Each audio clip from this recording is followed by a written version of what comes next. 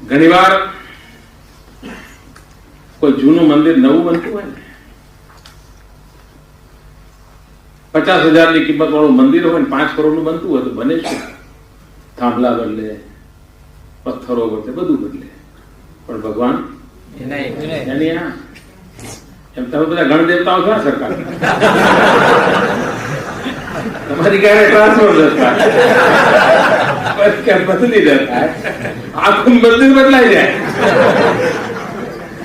પણ આ ગણ દેવતા ત્યાં ત્યાં. હવે બાકી કશું પણ બદલ્યા કરીએ, જો ગણદેવતાની અંદર ચેતના ન લાવીએ તો ભક્ત કેટલા દી આવશે? મિત્રો, મારી બખામણ છે ગણ દેવતાઓમાં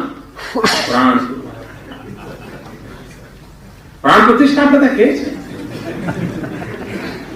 તમે જોયે એક મૂર્તિકાર સરસ મજાની મૂર્તિ બનાવે,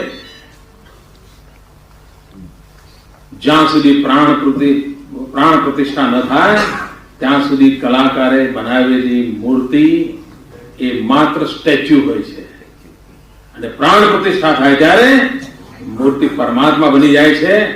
મારી કોશિશ છે આ ગણ દેવતાઓને પ્રતિષ્ઠા કરવાની.